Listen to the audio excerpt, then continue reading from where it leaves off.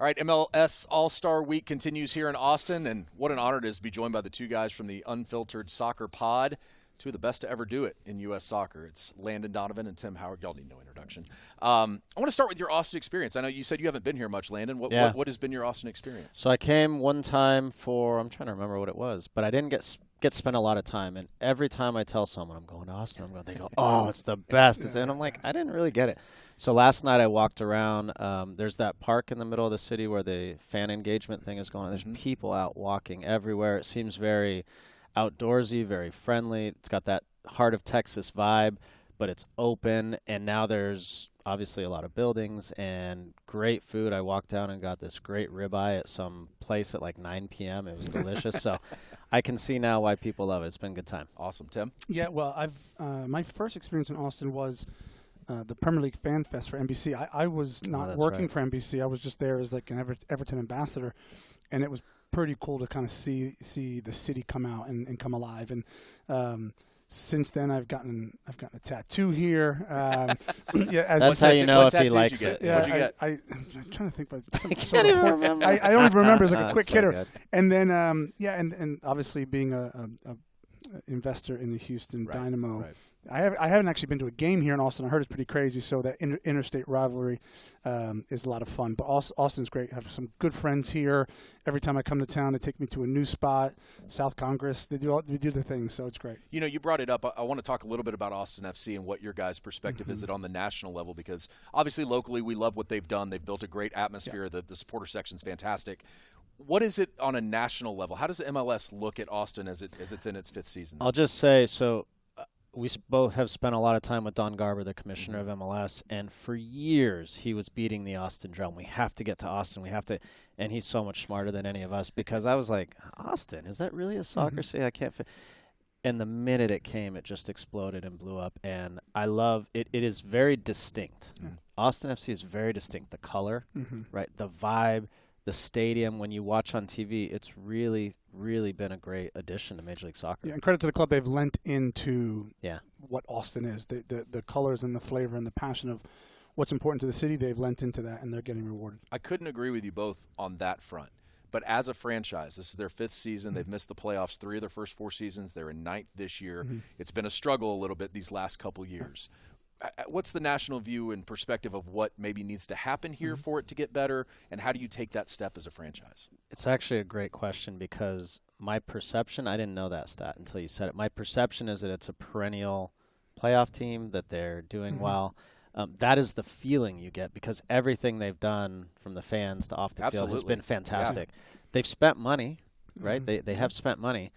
I think it's getting – I can't speak with super knowledge of this, but it's getting the right leadership in place, right coaches in place, and then having players who are doing the job, right? Yeah. And there's been some hits, some misses, obviously, with Brandon out now. That hurts. Right. But they are willing to invest, and now they just got to get that part right, which is the hard part. And you know, Landon played for arguably the greatest franchise in Major League Soccer from top to bottom, you know, from start to finish. And they were in the playoffs nearly all the time. They won more championships than God knows anybody else. And that's not the side that everyone else knows. MLS is a hard grind. Yeah. It's a struggle. And there's going to be these ebbs and flows where you do miss the playoffs and you do miss on certain players. Sometimes the way that the league is structured, when you bring in, like, let's say, a big player and they don't work out, you're kind of stuck. Yeah. You're kind of stuck. And when you talk about how it is in the rest of the world, if you bring in a player and it doesn't work, he's out of the door in 12 months, and you can keep recycling that.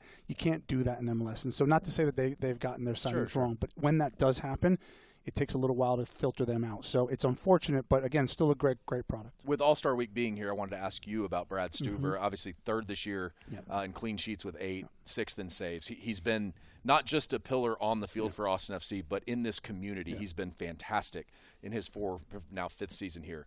What are your thoughts on Brad and kind of just – you know, I think we wonder, can you take that step as an elite goalkeeper? Like, what is it that gets you there? What are your thoughts on Brad? Yeah, there's levels. I like Brad. I like what he's doing this season. When you think of his complete journey, this is a standout season for him. And so he earned it. He deserves it. He's been, as you said, a pillar of this, not just the community, but of this club. And I think that's important that you have that consistency because, again, you get some leeway when it comes to a new franchise. Now, you're 5 years into it, you have to start producing. And for a player like him, this far into his career, to have this moment, hats off to him. What does it take to get to the next level? That's so difficult. We've both played on an elite level on a world stage with world-class players. There are differences. You can be great in your league, but maybe not. You're not a full international. Sure. That may or may not come to pass for him. But obviously, these are moments that he'll look back and think, "Wow, I was an all-star," and that's pretty special. And the good thing, the good thing for goalkeepers is you have much longer shelf life, right? So if he puts another season on top and another season, he might find himself in the national team at some point. It's interesting. I did an AT&T appearance here yesterday in that whatever that open park is called. What's it? Zilker Park. That. Yep. So I would ask kids everybody had Austin Green on it. I'd say, "Who's your favorite player?" More kids said Brad Stuver than any other player. It was really interesting. Yeah, that's really cool. With All-Star Week here, and I can tell you, friends of mine have been texting me asking, do you know? Is Messi going to play? Is Messi going to play? It's been the question across Austin. Maybe the better question to you guys, knowing, I feel like it's just such an interesting situation. Who he is, what he means to the sport, what he means to Inter Miami. Should he play? Yeah. My opinion, yeah. I mean, look, does he have to play 90 minutes? No. Yeah, obviously. Does he have to play even 45? No. But him being on the field is part of showcasing the league and showcasing what the league is about. And look, they're paying him a lot of money. He's earned it. He's deserved it. But these are big showcase moments for the league. I always felt an obligation to play, even if I was tired or it was 2 days after my last game and travel.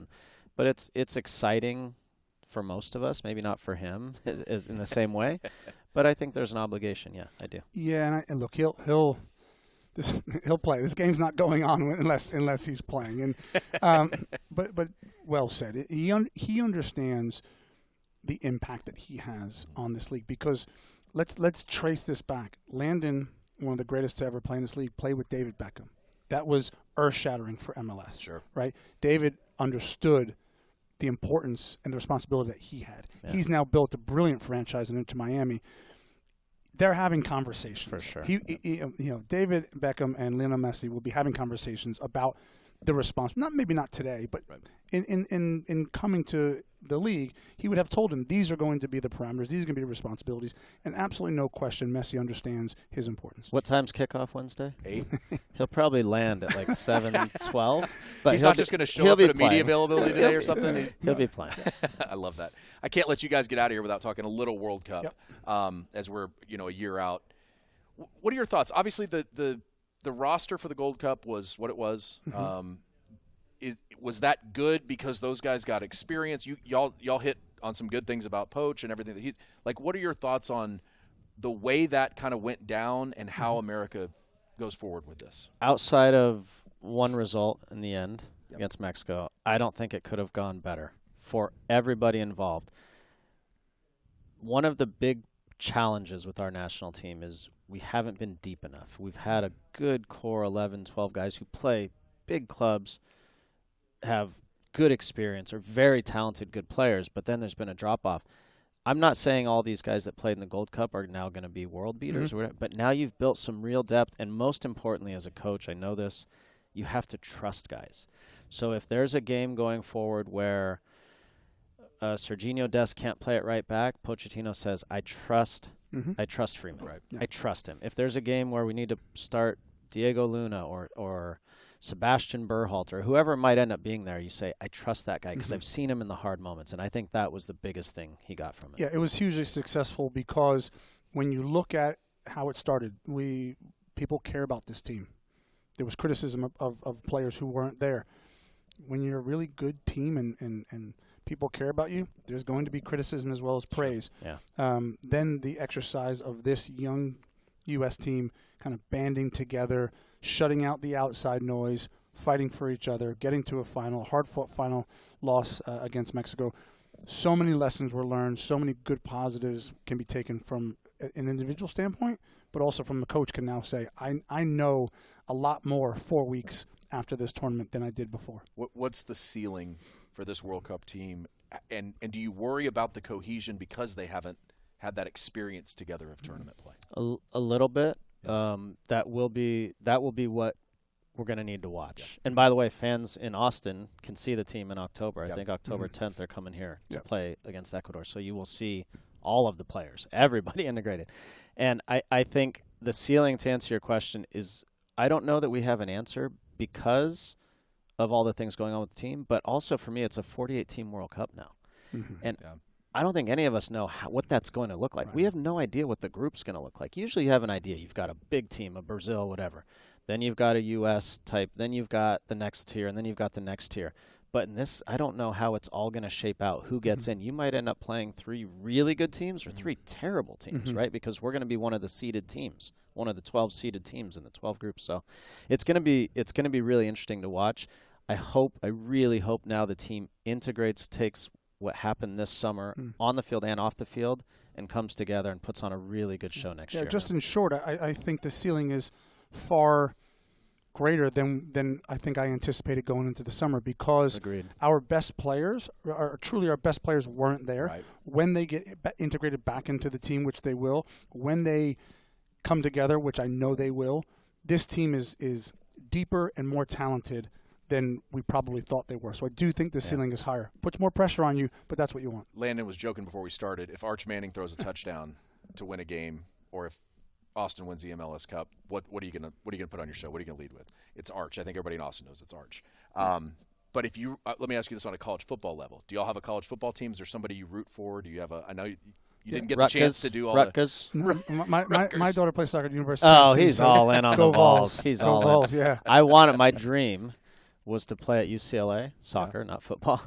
I actually had a guidance counselor in high school because I had okay grades. When I told her that, she said, I think you should think of something a little more realistic. I was like, come on.